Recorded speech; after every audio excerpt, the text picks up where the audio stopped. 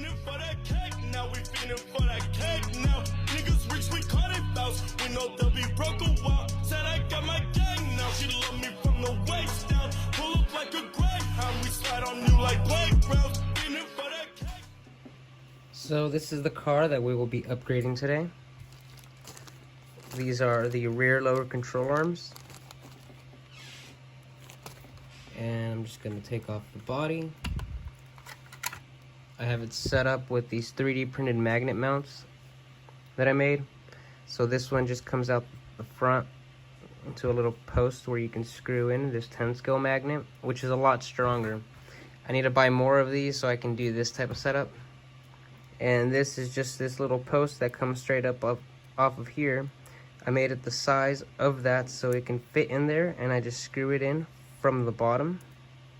And again, another 10 scale magnet right here. I just have the battery mounted to the rear. This is the different type of connector, but I'm able to pull the pins out and just plug them in there. It is kind of risky, but as long as you know you do it right, you'll be okay. And what I will be upgrading is these. So the only things that I have not upgraded on this chassis right now, I'm just gonna unplug this so I can get the battery out of the way. And I do use my cars on concrete, so that's why it's so dusty. So yeah, so everything on here is fully upgraded. As you can see in the front, we have the lower control arms, the upper control arms, the bulkhead. You can get the shock towers in aluminum, which I do at some point plan on doing, but carbon I guess is upgraded for me since it's not plastic. And then the whole steering system here has been aluminum.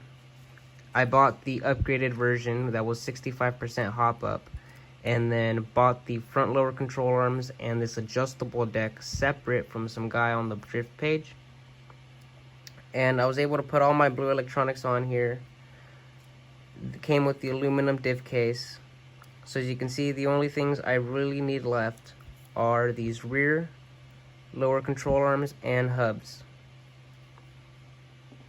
You can also buy blue CVDs, but I don't really see them as a hop up since they don't really, they're just looks. So I'm not gonna buy the CVDs. After this, all I will need will be the hubs, the hubs.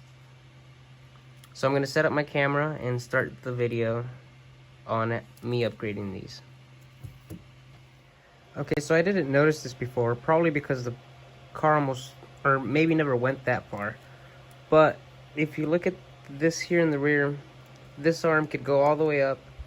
This one gets stopped. I couldn't really figure out what it was, so I looked on this side and realized that it's the stopper or ride height screw where you can adjust the droop of the rear control arm, and it's hitting this carbon piece.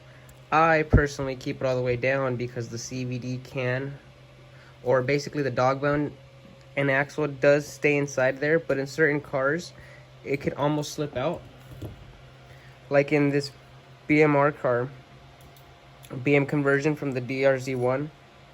Let me try and get a better angle of it. Okay, here, this side. Okay, there, you see the axle barely is in there, and sometimes it can slip out, so you can put a screw here to have it stay lifted where it's inside there. I personally have not run this yet because this side, if you spin it by hand, it comes out of the cup, and I'm just gonna buy longer axles and put them in there, and then I'm gonna, you know, finish up this one. But with this one, you could go all the way down and up, and you still have enough room with that pin.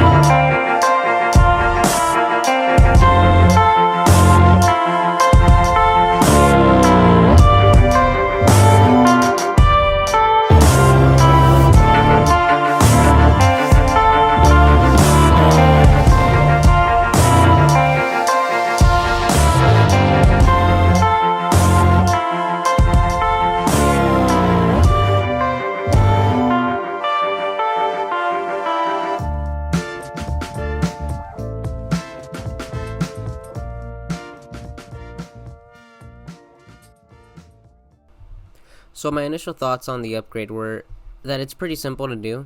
The only thing you have to take into account is that you will have to shave your hubs a little bit, just so that they fit inside of the lower control arm. The other thing is when you put in the screw so that you can actually install the hub on the lower control arm, make sure you line up all the holes, because you can risk messing up the threads if they aren't lined up and you force the threads through.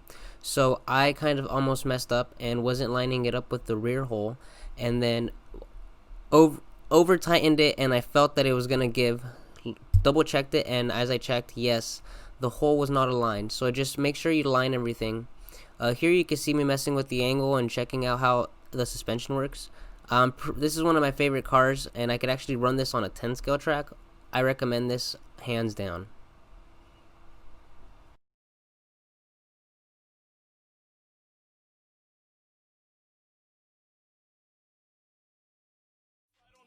Playground, feeling for that cake now, we feeling for that cake now. Niggas reach, we call it bounce. We know they'll be broke.